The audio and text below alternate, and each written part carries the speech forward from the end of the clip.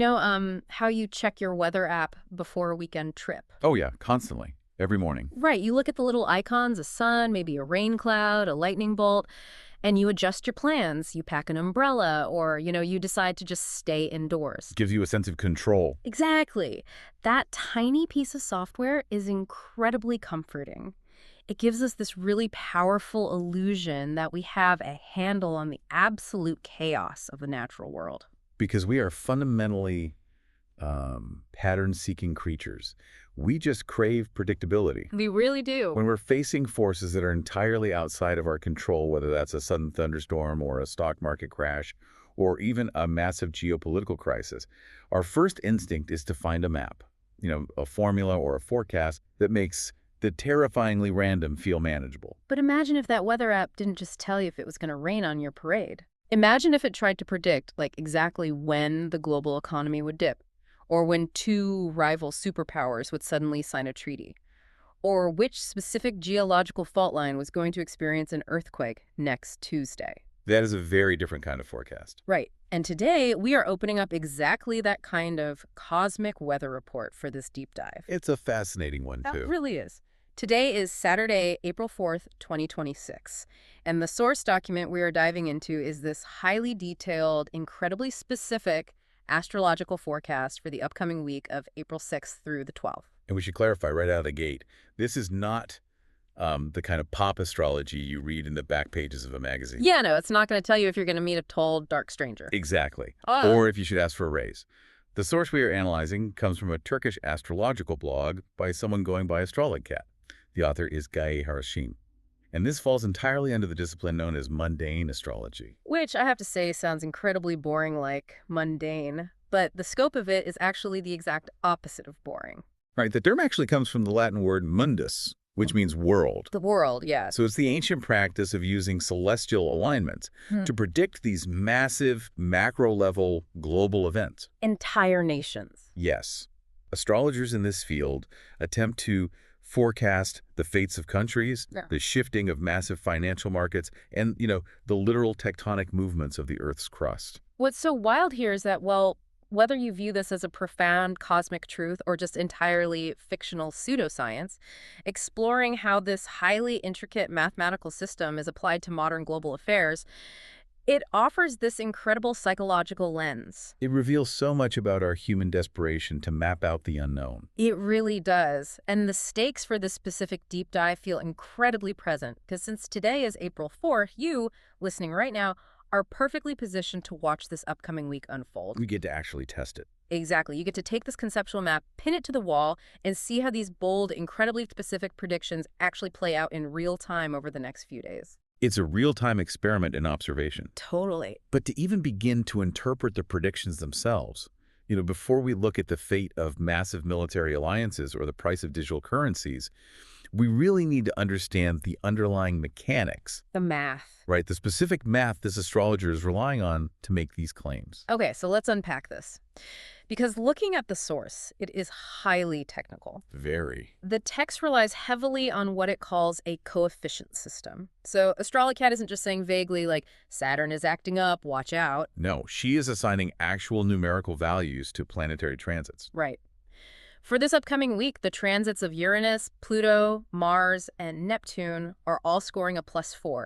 They are mathematically categorized as, the heavy hitters of the week. And that +4 indicates a maximum intensity of influence in your system.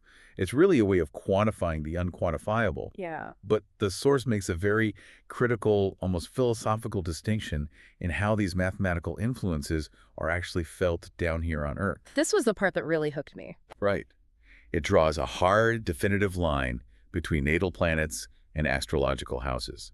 I found this distinction just fascinating. According to the text, your natal planets, which represent exactly where the planets were positioned at the moment you were born, symbolize your own inherent behaviors. Your inner drives, your psychological reactions. Yeah. But the astrological houses, which are these fixed sections of the sky, they symbolize the external possibilities that will happen to you. It's separating character from circumstance. Think of it as the difference between the car you were driving and the road you were driving on. Oh, that's a good way to put it. For this specific week of April 6th through the 12th, The forecast calculates that the astrological houses falling in Taurus and Leo are receiving the lowest That's coefficients. right. The road for those signs is full of potholes. Sure. They're getting negative effects. Meanwhile, the house in Sagittarius is receiving the highest coefficients, what the source literally translates as super external effects. So the road is clear and paved with gold. I was reading through these tables of coefficients in the text, and it struck me, is this essentially just fantasy sports statistics but applied to the solar system? Oh, wow. Like, seriously. But instead of drafting a quarterback or a striker, you're tracking the points of planetary bodies to see who wins the week. You look at your roster, your natal planets, your baseline stats, and you see how they match up against the weekly stats of the transiting planets up in the sky. That is actually a surprisingly perfect analogy. Right. In fantasy sports, a player's baseline talent, their natal self, collides with the specific conditions of this week's game, the transit. Yes. If a player with great baseline stacks goes up against a terrible defense, they score high. If a nation or a financial market has a strong natal alignment that connects favorably with this week's +4 Jupiter transit, they score a win. So the astrologer is essentially running the complex algorithms for the week to see where the friction and the flow will inevitably happen. Friction is the perfect word, honestly, because the predictions for the physical Earth this week are genuinely intense. Yeah, let's move from the math to the physical environment. Okay. The text flags tomorrow, Sunday, April 5th, as an earthquake intersection point. And the source warns of severe earthquakes, specifically targeting weak fault lines. And it mathematically pairs that geological tension with the predicted increase in human violence and terror events. Wow. The pressure is supposedly building from the ground up. And it gets even more alarming for Tuesday, April 7th. That is flagged as another major earthquake point and a day for severe weather and accidents. Right. But I have to push back here for a second. I can wrap my head around the psychological metaphor of, Mercury retrograde makes me send a poorly worded email. Sure. But the geographic precision in this text is wild. The astrologer uses a technique called astrocartography to map negative Venus and Pluto lines directly across the globe. She names the U.S., Russia, Ukraine, and the Middle East. Very broad strokes there. But then it zooms in on Turkey and names incredibly specific cities. Erzincan, Erzurum, Elazığ, Diyarbakır. How does mundane astrology claim to trace a line from a gas giant millions of miles away to a literal tectonic fault under one single city like Diyarbakır? Well, this raises an important question about the fundamental worldview of astrology. To understand how they justify mapping a planet to a specific city, you really have to understand astrocartography. Okay, break that down for me. It is a technique that it essentially takes a 2D astrological chart of the sky for a given moment and rolls it like a cylinder over a 3D map of the Earth. Oh, It plots the exact lines where specific planets are rising, setting, or directly overhead at that exact second. so it's literally casting a shadow of the solar system onto the globe. Essentially, yes. The underlying logic is the ancient Hermetic principle of correspondence, as above, so below. Astrologers view the Earth and the solar system not as separate entities, but as a single, synchronized organism. When a dense, transformative planet like Pluto casts a mathematically stressful angle, a negative coefficient, onto a specific geographic coordinate via that astrocartography shadow, Yeah. it is believed to create a literal sympathetic resonance in the Earth's crust at that exact spot. It's like pressing a thumb down on a specific pressure point on a globe and just waiting for it to crack. Exactly. And according to the text, that pressure keeps building through the wick, culminating on Thursday, April 9th. The astrologer highlights the 9th as the absolute busiest day of the entire week, warning of a massive spike in accidents and adverse weather conditions. Which, if we connect this back to our overarching theme, look at what this forecasting does for the human psyche. What do you mean? If an earthquake hits a specific city, or a freak storm causes a terrible accident, it is terrifying because it forces us to confront how fragile and random life is. But if it happens because Pluto cast a -4 aspect on an astrocartography line, well, then it fits into a system. It means there are rules. Even if the event is tragic, the existence of a rule book is psychologically comforting. That makes a lot of sense. So as you go through your week, you now have these specific physical markers from the source, the 5th, the 7th, and especially the chaotic peak on the 9th. Right. But if the physical Earth is predicted to be volatile, the predictions for the geopolitical game board are even more elaborate. Much more. We are moving from mapping fault lines to mapping border lines and looking at these specific geopolitical predictions. And just as a quick, very important caveat for you listening, we are solely looking at the math of this astrologer's model here. Yes. We are neutrally reporting the astrological predictions contained within the source material. We are absolutely not endorsing any of the politics, validating any regimes, or picking sides in these real-world conflicts. Absolutely not. Okay, with that said, it is wild to me that she assigns a literal birth chart to a geopolitical entity like NATO. It's wild, but it is a core tenet of mundane astrology. To predict the fate of a country or an organization, you first have to believe it has a birth chart. Which seems like a stretch. Well, a nation is treated as a living entity born at a very specific moment in time. Usually, the signing of its Declaration of Independence, the ratification of a constitution, or the founding of a new regime.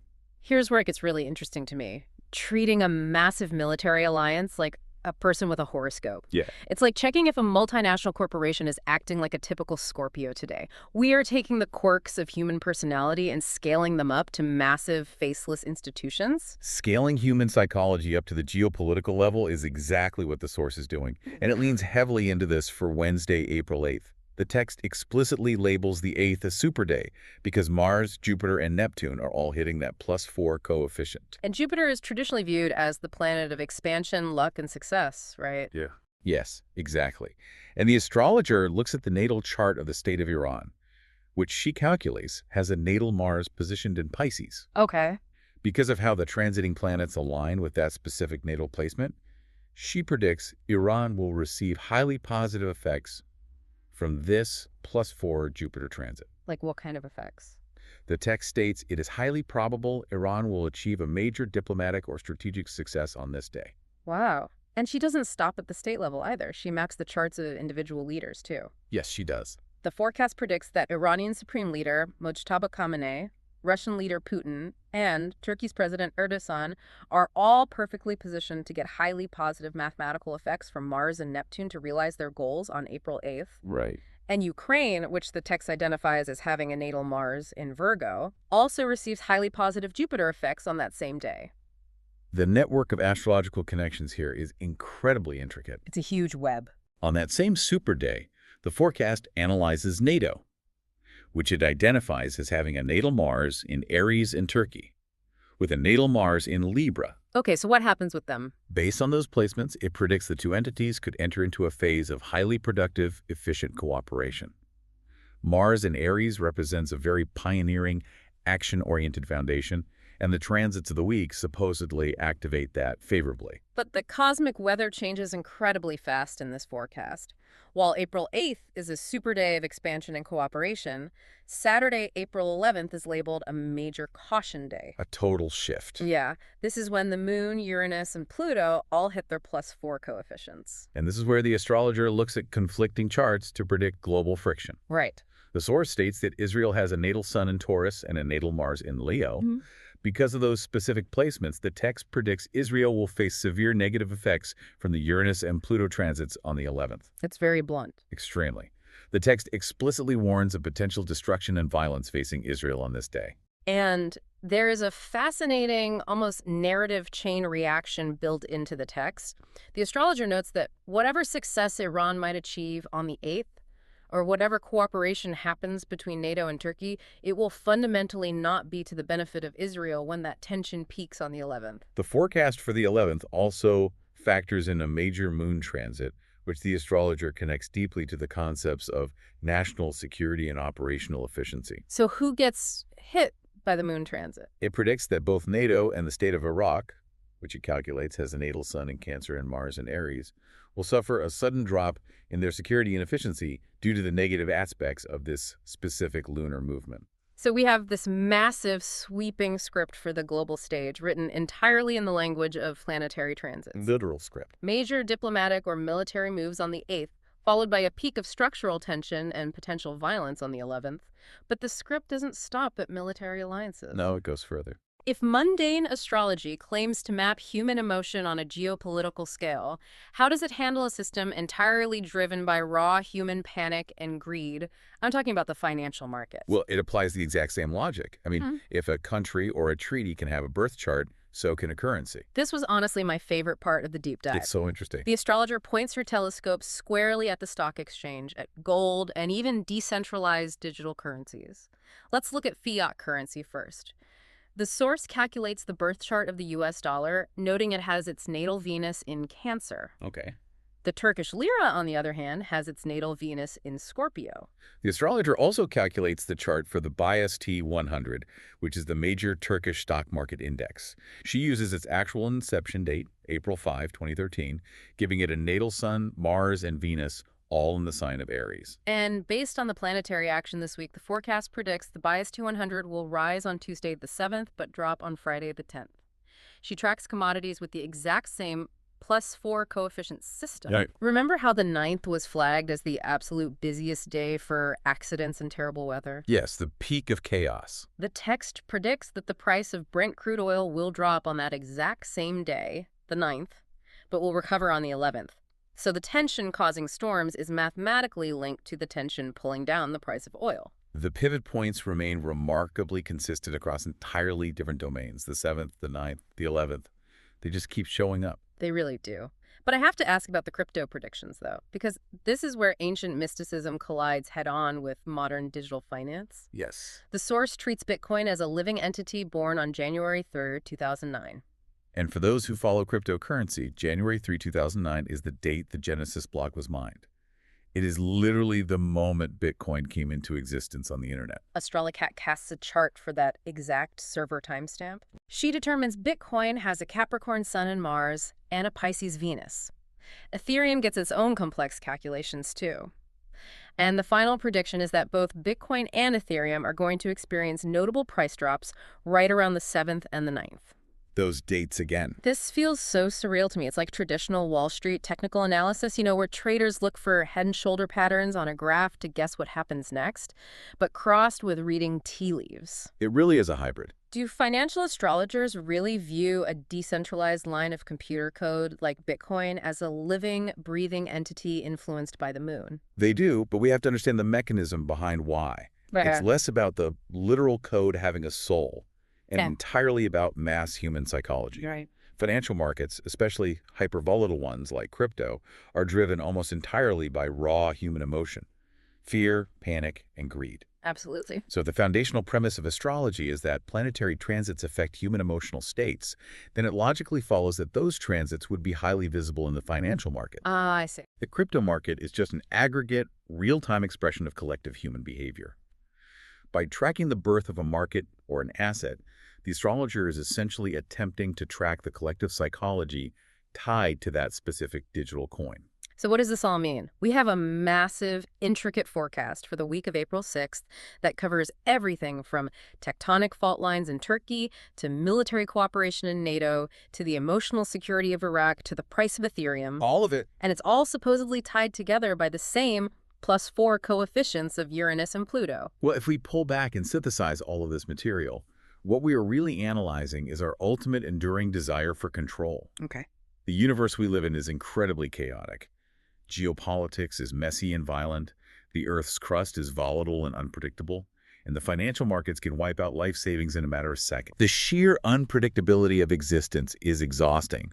By assigning these +4 coefficients, by painstakingly mapping out natal signs for everything from the US dollar to the state of Israel, humans are desperately trying to build a mathematical, predictable formula for the unpredictability of life. It's a psychological attempt to find the underlying source code of reality. Precisely.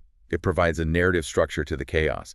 If the crypto market crashes out of nowhere or a devastating earthquake hits, it's terrifying if we believe it's just random chance. Yeah.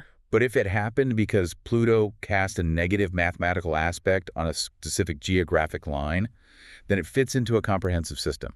It means there are overarching rules governing our pain and our success. Right. And if there are rules, we can predict them and maybe even protect ourselves against them. Which brings us right back to you, the listener, and the incredibly unique position you are in right now. Because you are listening to this on April 4th, you hold the map in your hands before the journey even begins. You're ahead of the curve. You know that tomorrow, the 5th, and Tuesday, the 7th, are flagged as earthquake intersection points. You know, the 8th is supposedly a super day for geopolitical moves, specifically concerning Iran, Russia, and NATO. Yep. You know, the 9th is predicted to be the busiest, most chaotic day for weather and crude oil drops, and that the 11th holds major tension and potential violence for Israel. And whether you view this document as profound cosmic truth or just as a fascinating, intricate piece of cultural fiction designed to soothe our anxiety, you get to be the active observer this week. Yes, exactly. You can watch the global headlines, check the price of Bitcoin, and see if the chaotic rhythms of the real world actually sync up with the rhythms predicted by these mathematical celestial coefficients. It really makes you reconsider how we interact with the modern world we've built. It really does. Which leaves me with a final, slightly haunting thought to ponder. We started by talking about checking a weather app to feel in control of nature. But if we have reached the historical point where we are assigning ancient astrological birth charts to lines of computer code like Bitcoin, or to massive bureaucratic military treaties like NATO, Yeah. does that mean we view the systems we've built as being entirely out of our own human control? Are we treating our own technology and our own institutions like ancient gods, subject only to the stars rather than to us? That is a big question. Next time you check the forecast, maybe ask yourself who is really generating the weather.